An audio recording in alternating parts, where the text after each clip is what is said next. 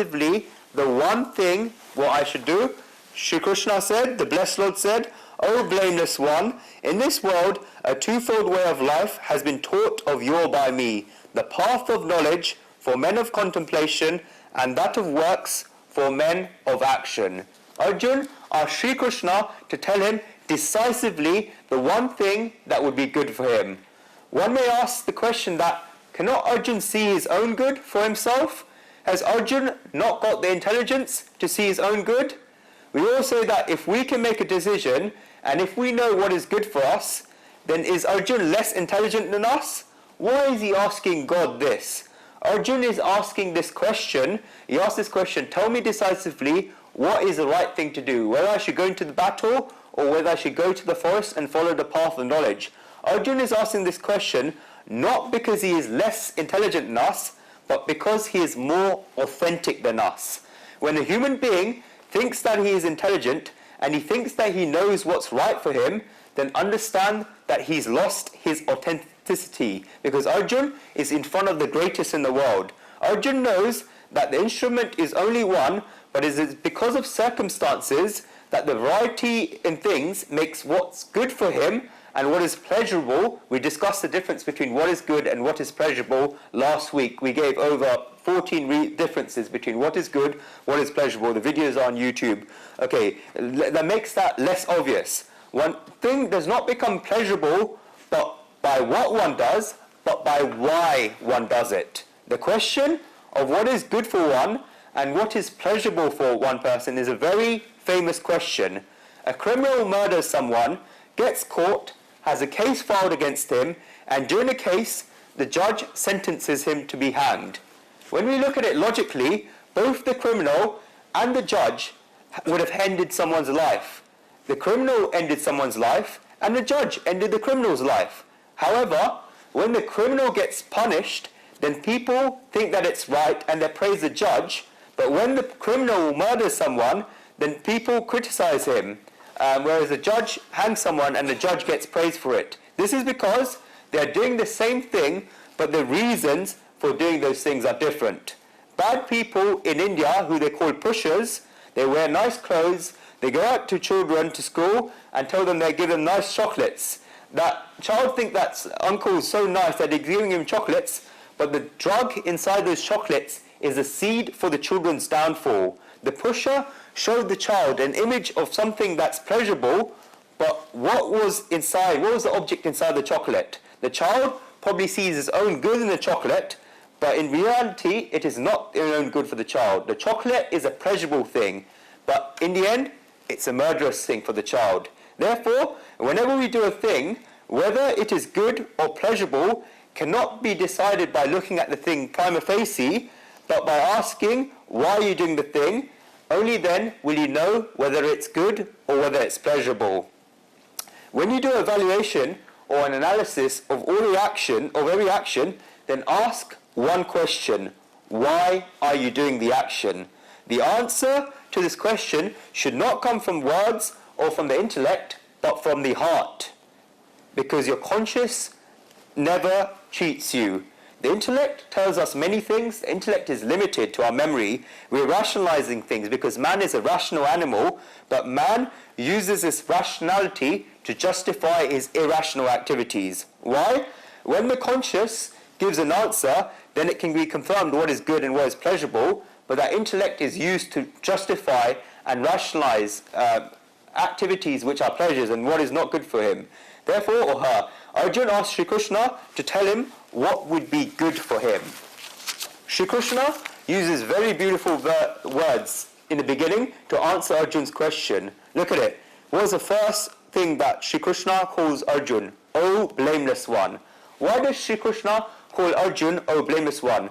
This is not because the person who asks questions is always blameless, because if you look at it one way, Arjun is contradicting Sri Krishna. Turn to verses 1 and 2. Look what Arjun said. He says, if you deem that the path of understanding is better than the path of action, or Janardana, why do you urge me to do this savage deed, O Kesav? And then in verse 2, he says, with an apparently confused utterance, you seem to bewilder my intelligence. Tell me then decisively the thing which I can attain to the highest good. Arjun is contradicting Shri Krishna. Arjun is saying that Shri Krishna is confusing him. He's making an allegation, and yet Shri Krishna calls him blameless. Shri Krishna is saying that when Arjun asks this question, the whole world may blame Arjun for refuting Shri Krishna, but Shri Krishna says that he knows that Arjun is blameless. Shri Krishna knows that Arjun is asking this question from the frankness of his heart, and therefore Shri Krishna calls Arjun blameless. The reason why one asks a question is a very important thing.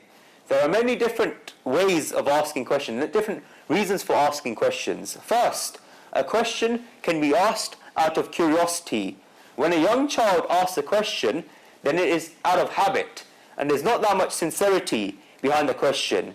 It asks a question about anything that it sees. For example, why does it say 5:30 on the clock? Why is the curtain that color? Why is that leaf green? Why does the car sound that horn? The child keeps asking questions. The child has learnt to speak, and therefore the child is asking questions. When a child learns to walk, then it just keeps walking and walking and walking. It doesn't want to go anywhere, it just wants to walk. The child just enjoys walking, and therefore the child walks. In the same way, the child learns how to talk, and therefore the child just keeps asking questions. It is fine whether or not you answer the question in that case. Whatever answer you give will be fine for that child. And as soon as you give the answer, the child would ask another question straight away. This is a habit, and there's not much depth in it. The next stage after this, so you got the question out of curiosity. So it's ignatum icha jignasa, meaning you want to know something. One is sitting there thinking about something, and you want to fill in that something that is missing. But that curiosity that the child has that interest in making words and art. Therefore, there's not much depth in it. Someone has a curiosity about something and asks a knowledgeable person. He wants a checklist, and as soon as he gets a yes or no answer, then he can tick them off. If his mind does not agree to that answer, then he'll think that the answer is not right. This means that he's gone exactly back to where he's come from, and there's nothing new there. This is curiosity, and curiosity has a thirst just for words. The next stage, number 2, is necessity. Necessity needs experiences. It has no interest in words, but in experiences. If a person is thirsty and has not drunk water for a long time, then if he comes to you and you give him a thesis about the qualities of water because he's done a PhD in it, for example, how you can go through electrolysis of hydrogen and oxygen, and then he'll throw it back in your face. Because how can you get, if he says that, if you want to give me water, then give me water. Don't give me a lecture on water, just give me water. He wants the experience, and this is necessity. In the field of religion and God, when a person is after experiences and not words, then understand he's become in need. There is a difference between curiosity and necessity. A person with curiosity just looks for the answers in words, whereas a person with necessity immediately puts the answer to the question in action in order to get that experience. The latter doesn't stop at listening to the words in the answer to the question. Arjun is asking questions out of necessity, and that is why the Supreme Being is calling him blameless. There is no fraud behind asking the question. It's not a means to measure the person in front of him. Our great saints say that if you ask someone a question, then it should be to learn something from them and not to measure that person. Who are we to measure other people? The person who measures us all is sitting up there. When a human being asks someone a question to measure them, then the asker becomes empty inside. Shri Krishna understands Arjun's feelings, and therefore calls him blameless. Along with that, the quality of the Supreme Being becomes evident here. The God that is giving knowledge himself is open-minded. God accepts our thoughts. God even accepts our contradictory thoughts. He does not impose it upon us that we have to do exactly as he says. He accepts our thoughts. This is evidence of someone's intelligence. To welcome another thought and to welcome even a contradictory thought with such compassion is a sign of intelligence. Otherwise, he can say, I've told you all of this, why don't you understand? Shri Krishna knows what Arjun has on his mind, and the question he has asked is different, and that is why he calls him a blameless one. Shri Krishna is implying that what Arjun is asking is not actually what's on his mind, and that's why he's calling him blameless. Why is that? Because Arjun has made a basic mistake in what he said in the first two verses. Arjun has forgotten an important thing, that no action is good or bad, but it depends on the reason for performing the action. It all depends on the cause of the action. Even fighting in a war can be a good deed if it is done for the good reason. Even praying to God can be a bad deed if it is done for the wrong reason. Ravan did prayers, but what was the reason for his prayers? Hiranyakashipu, Holi is coming up next week, performed penances for hundreds of years, and he performed penances that perhaps you and I can't even do. But what did he ask? That he should not get killed. Because of the reason he did it, Hiranyakashipu's penances was a wrong deed. Therefore, the action is not important, but the reason for the action is important. Shri Krishna is trying to tell Arjun that he has forgotten the reason why he has come to war. This is not a war for the sake of war, it is a war for the sake of peace. It is a war for the sake of dharma. Arjun has forgotten this because Arjun is bewildered. What Arjun is thinking is just an outside cover. He's actually blameless. In this verse, the path of knowledge, look at it, Shri Krishna says the path of knowledge refers to Samkhya, which we discussed in detail in chapter 2, and the path of action, which is for introverts, and the path of action for yogis. There have always been two paths in this world, the path of knowledge and the path of action, respectively Samkhya and Yog. Shri Krishna did start talking about this in the second chapter, but now he will go into detail on them in this chapter. It is not going to be a new thing that Shri Krishna is saying, but he's going to go more into it because Arjun still has a question about it in his mind. That is why we say that the third chapter is the key to understanding the Gita for people of action, for men and women of action. That is why this chapter is called Karma Yoga, the yoga of karmas, yoga of action. Its message is for people to do actions in such a way that it unites them with God. And God is not a person with the white beard up there. The God is a supreme energy residing in each and every atom. And that is why I said in the meditation, you are God. Because if God is omnipotent, if God is in each and every atom, is omnipresent, how can he not be in you? This is what it is. It's actions that unite them with God. Yoga comes from the word yuj, which means to join, and one does become joined with God. We do such actions that we actually go far away from God. But in this chapter, Shri Krishna is going to say that we should do actions in such a way that we become one with God. We must understand the last word on the first line, nishta. Nishta, it can be understood in two ways. One is nishya shena sthana, meaning the state which is still, no matter what circumstances arise, is nishta. One who is unsteady cannot fall under this definition. You have to be still inside, not outside, because then you just stand in one place. You have to be still on the inside. When you try to look at it from the angle of the Gita, and if you want to understand the word nishta by Gita terminology, then we have the purposes of life. You have dharma, artha, kama, moksha. That which takes us closer to moksha, liberation, is nishta. This can be any means, any act, any remedy, as long as it takes you towards moksha, then according to the Gita, it's nishta. This is a particular terminology of the Gita. We should try to understand it using both these terminologies. There have always been two types of people in this world. Action-orientated nishta and knowledge-orientated nishta. This argument has been taking place for a long time, and the Gita gives us a compromise between the two. Those that are knowledge-orientated regard actions as useless. They just think that knowledge is a virtue. They think that knowledge is the only thing that is needed and there's no reason for action. This view is that it's only because of action that one does things for which they are blamed. Because, why? because not a single action in this world can be without blame. Even if you do the smallest action, then there will be blame for it. It says, in our scriptures it says, Samvar Dharma Doshina. As Shri Krishna is going to say later in this chapter, each and every action you can think of has blame attached to it. If you do any action, there will be blame in it. A person may say, I'm not doing anything, I'm just sitting here.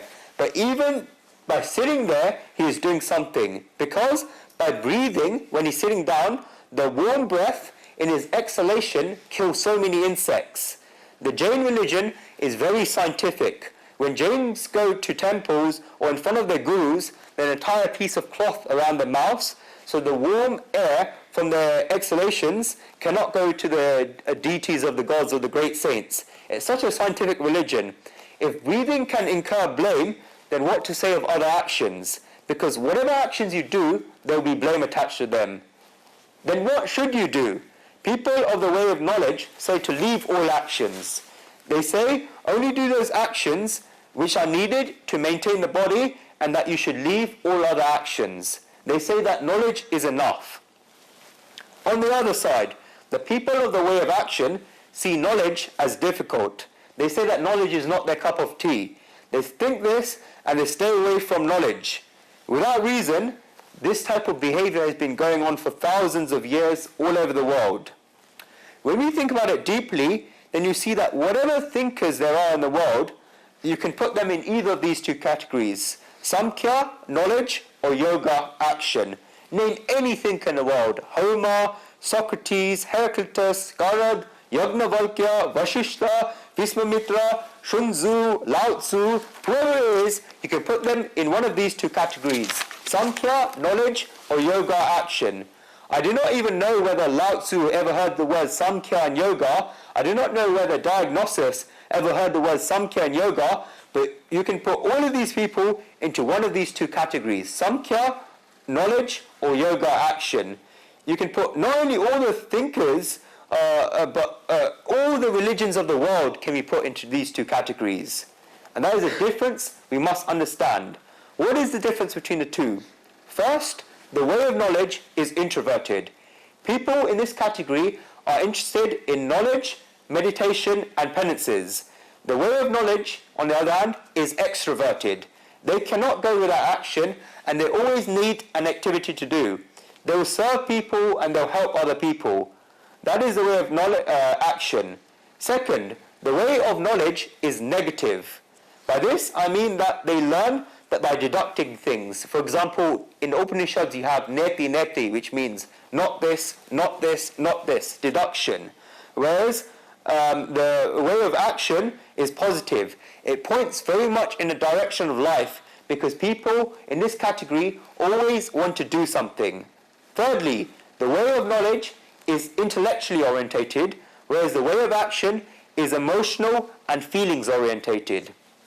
If you want to understand this by religions, then the Jain religion is knowledge orientated.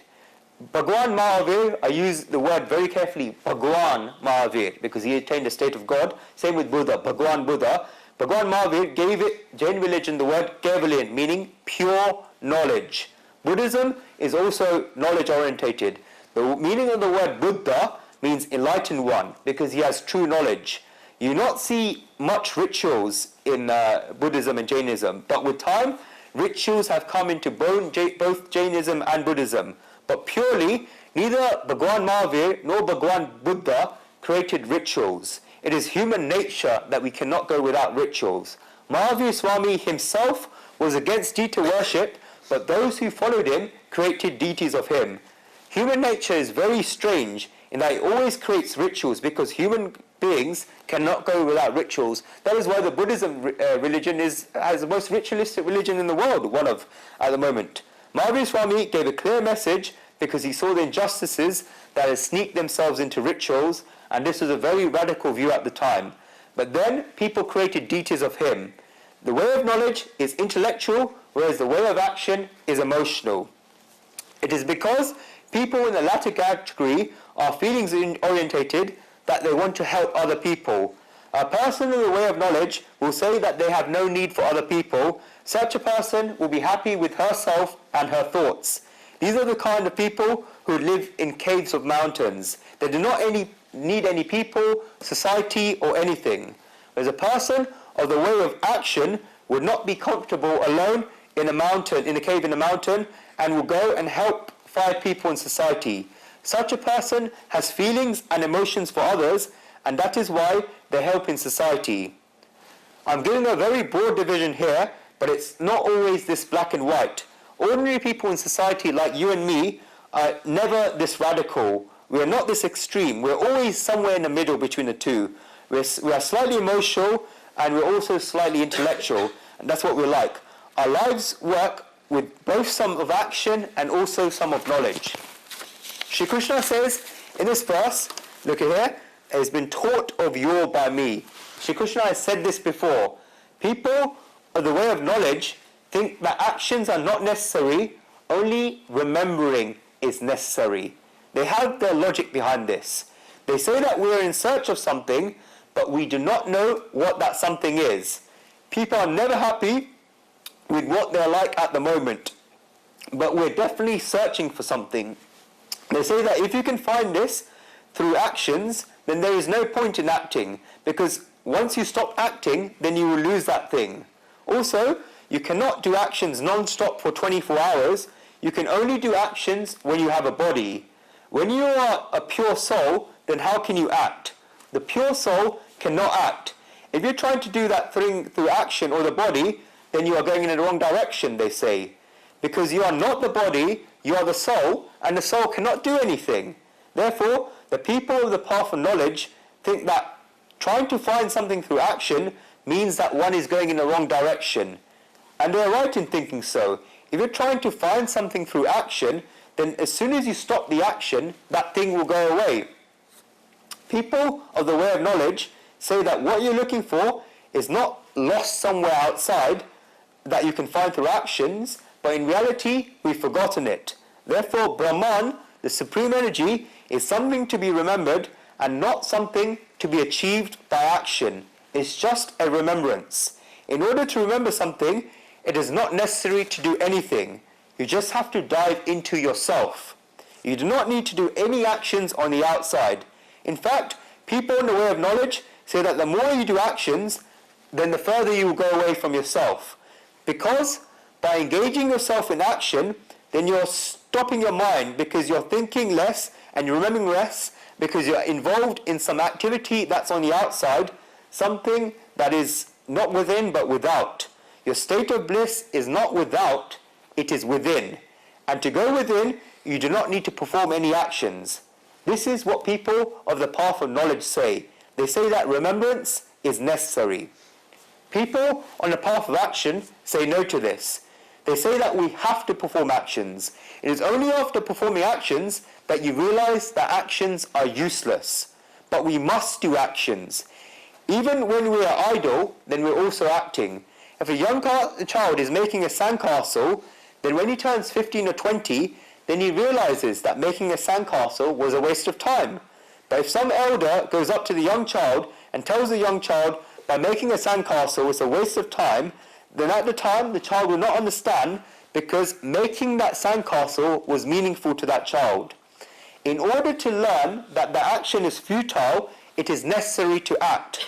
If a child does not make a sandcastle and therefore does not realize later that it is a useless activity, then perhaps it will go with its lover when it's 25 and make a sandcastle on the beach. This is what psychologists say. This is because in order to learn that something is useless, we must do it first. This is the way of action, and they are also right in thinking so. How can you know without performing an action that it is useless? If one has never been to the Eiffel Tower and one just hears about the Eiffel Tower from people, then they might keep having the urge to go there in their minds. It is only after you go there 2 or 3 times that you realize, or probably more, given it's a world wonder, that you realize that it is futile. It is so that the urge to go there gets out of our minds that we should go to the Eiffel Tower. What if one does not go there? Because the human mind is such that it only learns about the uselessness of an activity after it does it. In order to understand the uselessness of activity, it is necessary to act. That is what people of the path of action say. People of both paths, action and knowledge, demonstrate their way, the benefits of the ways through examples. People of the way of knowledge say that lack of knowledge is like darkness. In order to remove that darkness, one doesn't need to act. The sun rises, then it will go away by itself and it will stop. If a person at midnight says he wants to get rid of the darkness in the room and he starts to attempt to push out with a sword or a wooden block, then he'll start doing this and keep doing it until 6 a.m. in the morning when the brightness comes. He'll think that the darkness went away through him pushing it. A person of the way of knowledge would say that it's not because the person pushed it that the darkness went away. Whether or not he would have pushed it, the sun would have risen anyway, and therefore this act of pushing it was futile. The sun comes and it goes, and therefore the person wasted all his time to trying to push it. Instead of that, the person should have gone to sleep when it was dark, and then when the sun came up, then that person, that darkness, he would have gone up and that darkness would have gone. They say that all life's actions are a waste of time, and this person got tired for no reason. That is why people of the way of knowledge say that all this action that you're doing is a waste of time. As soon as the light of knowledge comes, then all these actions will be deemed futile. And that is what people of the path of knowledge say. People of the way of action say that a lack of knowledge is a mystery attached in both arms and both legs. What if one sits down doing nothing and just holds on to that mystery? Then that mystery will never be discovered. In order to break that attachment, one needs to act. Without action, the knot of this mystery would never be tied loose. Therefore, people of the way of action say that the actions that they do are efforts to untie that knot. They say that they know that as soon as that knot unties, then they will throw away that attachment. After the knot is untied, then they will not need to try and untie that knot. But until the knot unties, then one will need to keep trying to untie it. Shri Krishna in this verse says, look at it, in the second line, Pura Prokta. In Sanskrit it said that when a poet writes a poem or a writer writes a piece, then one should write them in as little words as possible. Mira, you see when you do the legal writing course, you should use as little words as possible, which you do anyway. Sanskrit is a simplistic language. If the words get shortened even to half its length, then the poet is as happy as if his first child is born. The poet will be incredibly happy. Therefore, the shorter the piece of poem or the poem, then the better it is for them. Therefore, in this context, the word bhukta means I have said. It says it's been taught of you by me is enough, and Shri Krishna is to show that Shri Krishna has already talked about both actions and samkhya in the second chapter. But Shri Krishna used the word pura before bhukta, meaning he said this before. By stating this, that he has said this, Shri Krishna means two things. He has said it in the previous chapter of the Gita, and it's also something that's been previously known to society. To show this, Shri Krishna uses the word pura. Such things have been known since the beginning of time. Samkhya Yoga and Karma Yoga. Even when we look at the body, then we can see these two things. Samkhya Yoga and Karma Yoga. The senses of the body can be categorized in both the knowledge senses and the senses of action. The majority of humans make the mistake in thinking that knowledge is the more important of the two. Arjun also makes this mistake, and that's why he asks in the first verse of this chapter why Shri Krishna is making him do this deed. The majority of people get impressed by knowledge. People do not get as impressed by actions. And I'll give a very simple example from Guruji. Imagine that you have a servant that works in the house 24 hours a day, and that servant helps you, and that servant serves you a lot. Also, imagine that there's a person who comes for 1 hour a week and gives tuitions to the children in your household, which is Mira that does that for my cousin. The latter gives your children knowledge. Who do you get impressed with more?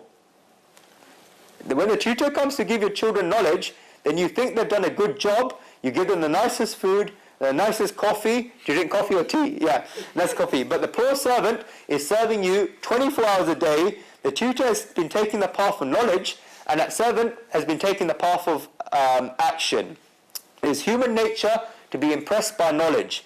This is because you and I have become so involved in actions that we don't give them as much importance.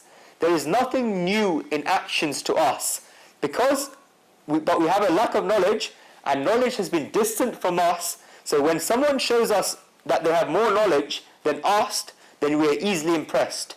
This is the meaning. Shri Krishna is trying to say here in the Gita that if Arjuna actually tries to observe the two, then there are just two types. It does not necessarily mean that one is higher and the other is lower. They're just two types. Whenever there are two types, then it's just a question of choosing one of the two types.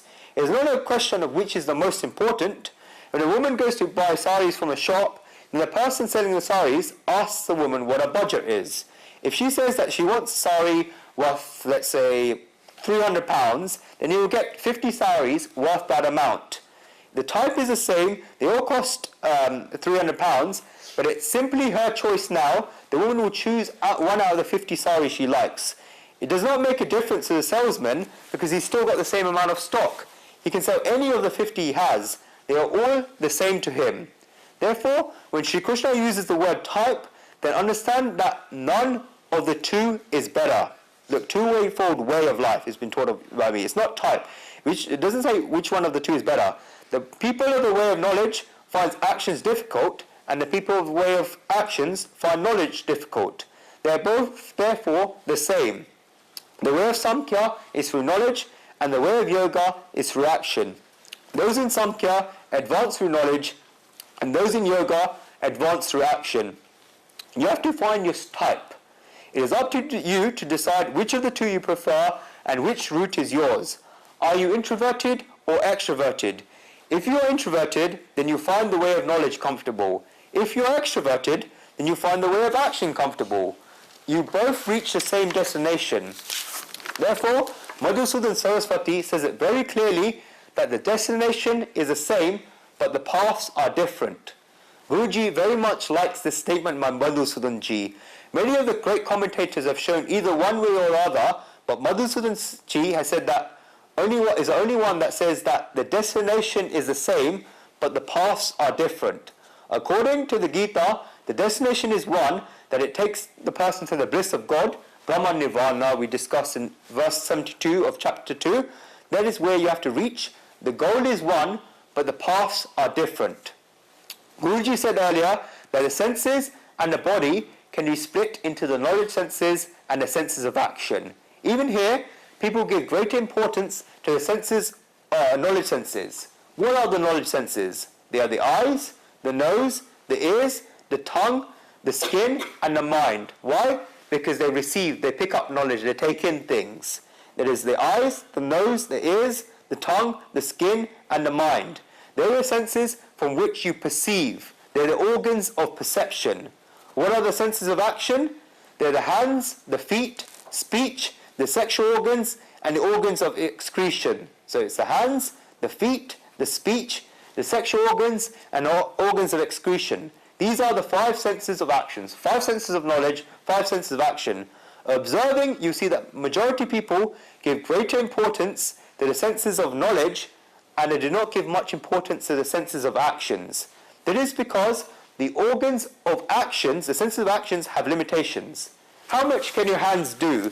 Your hand can only catch things 2 feet away, but your mind can go anywhere. The Manasa Jaraya is a study of a mind that was done in the Isha Upanishad. The mind is always on the move. The soul can move more than the mind, and the mind just keeps going anywhere. The hands on a seat can go anywhere near you, but the mind can go anywhere. They cannot go anywhere near where the mind can go. That is the limitation of the hands and the feet.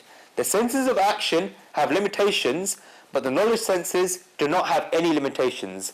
That is why humans give greater importance to the senses of knowledge. People in both these paths think that their way is right. For example, you see that people in the way of knowledge who question the use of just contemplating on words in the Vedas, they say that only that knowledge which can be prescribed in action is of use. On the other hand, people of the way of knowledge, that was the way of people of knowledge, people of the way of action, people of the way of knowledge ask, what is the use of dragging the body into doing useless actions? They say that one should just make the mind at peace through knowledge, and once the mind is at peace, then there will be no use for anything else. Humans have always had these two extremes. Shri Krishna Mataji Maharaj wrote a very beautiful Dua of the Gita, and he said that people of those two sides always claim that their paths are better, but actually they are both fanatics because they're at the extremes of each path. People at the extreme of the way of action always think that actions are right, and people at the other end always think that it's right never to do any actions. Therefore, we have a fanaticism in doing actions and also a fanaticism in not doing any actions.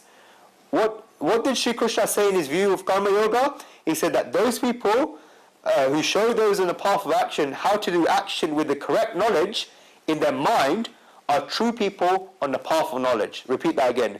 Shri Krishna says later that those people who show those on a path of action how to do the action with the correct knowledge in their mind are true people on the path of knowledge. They should tell them to at least understand what type of actions they are actually doing. They should ask whether they actually have knowledge about the actions they are doing. This is the true way of knowledge. Then there are others that say that not doing any action is right. Shri Krishna says that those who show such people on the path of action, Shri Krishna says that those who show people how to do the correct actions so they can attain the Supreme Being are true people on the path of action. There are two types of interests, introverts and extroverts. They are just two types of seekers. The natural tendencies of introverts are to explore the life of the spirit. For extroverts, the bias is towards exploring work in the outer world. There are just two types. Shri Krishna tells Arjuna in the next few verses in fact, that one does get blamed for doing work, but there is a way to avoid that blame. Let's go on to verse 4.